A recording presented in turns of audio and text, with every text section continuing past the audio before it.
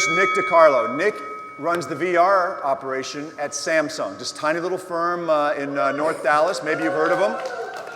All right, he's been there forever. You can check his LinkedIn profile and see that. Am I wrong? Sure. And before that, he was at Nokia forever. I think you've had 2 jobs, like your whole career. It's pretty impressive, all right? So knows a thing or two about virtual reality, which is Fight 1. And to my right, I have Dale Carmen. And I don't know this, but were you the founder of Real Effects? Uh-huh. Wow. You were there for 22-ish something years. He left, when, 2 years ago? To found Groove Jones. Coolest name on the internet. And it's a virtual reality shop with a bunch of ex-Real Effects guys. So I've got some experts here on virtual reality. And let me stage this fight for you. Is virtual reality all about mobile? Or is it gaming and desktop? What's the future of it look like? Is there a business in it? Or is it just a fad? That's what these guys are going to talk about. You got a minute. You're up, Nick. All right, my friend Dale Carmen is going to try to tell you that PC virtual reality is the best virtual reality. But I'm going to explain why mobile VR is the best. You guys remember 2002? Pratt here was a long-haired hippie. You surfed the internet, went to desktop browser, big cathode ray tube, Netscape. It's ancient technology. Mobile just started then, mobile data. There weren't, phones had black and white screens. There was no camera phones, Wi-Fi, touchscreen, no apps, no social networks, nothing. Fast forward all this time, 1G, 2G, 3G, 4G, now we're almost 5Gs. It's like tons of Gs, 4 million smartphones. Point is, PC has been left in the dust by mobile. Today's Galaxy smartphone has a camera that rivals the DSLR. It's waterproof. You can unlock it with your eyes. No joke. And it powers the best virtual reality experience on the market. PC, we've been selling VR for 2 years. PC just launched in April. It is just slow. So Dale's going to try to tell you that I invented it. That doesn't matter. And you know what? I'm going to give Dale a chance to do that because that was a minute. Well said. All right. Dale, your opening salvo. Virtual reality is magic.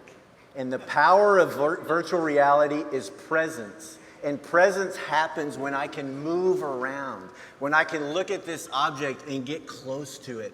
And the only way to do that is on the personal computer. The only way to get 90 frames per second, high poly count geometry with the best shaders possible today is on the PC.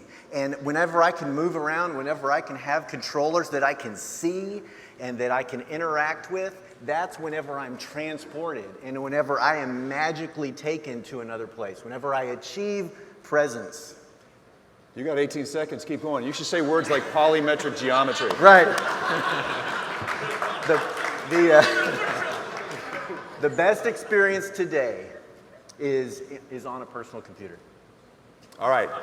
What do you think of that? You got 30 seconds. Is that all poppycock? What's up? Did he tell you about that giant cable sticking off the back of your head, connecting you to a plugged-in wall? Did he tell you about the 2Gs? Did he tell you have to buy the PC? What about like carrying it in a tiny little bag and like going anywhere? What about 17,000 doors of retail? What about $99? All right. Give me a word like polymetric geometry. Come on. All right. So whenever I have to have 90 frames per second, whenever I want to see the lowest latency controllers in my hands where I really feel like I can pick up and grab something, whenever I want to interact with my world and not just look at it and rotate around on my head, then I have to be on a PC. And eventually, I'll be able to cut the cord. But I can't cut the cord if I want the very best experience. And whenever we're creating experiences where you can really interact with your environment, I have to be there. All right. Now, these smart folks get to put a question together and lob it at them, which they're completely unprepared for and have to do it on the fly. Guys? So, projections show that VR, virtual reality revenue could hit $150 billion as early as 2020. What do you feel is driving that revenue projection, and how do you see that being allocated between mobile and PC? All right, I'm going to let Nick take that. Yeah, How's it going to be absolutely. allocated? I think I know your answer. Amazing question. Thank you. Brilliant. Love that question. How many smartphone users are there in the world? Like 3 billion? How many PC users are there in the world? It's existed for much longer. 1 billion? There's your answer right there. Like 75, 80% of that revenue coming from mobile, mix of hardware and software, applications and services. Mobile is more than just VR gaming and 360 video. It's a future of communication, future of training, real estate visualization.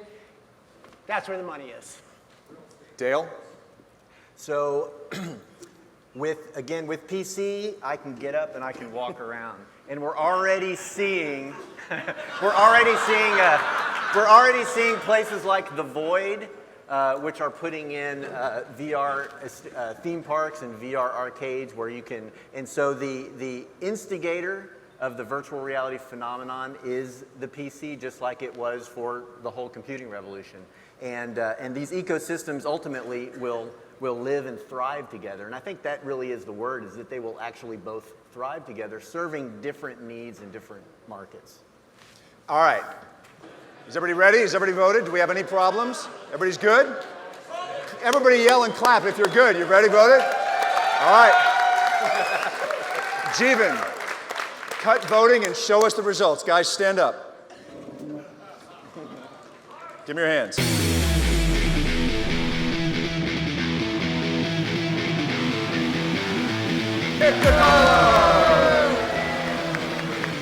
Hold on. Oh, look at this love. Look at this love. Look what we got for Nick. All right. There you go, my man. Get out of here.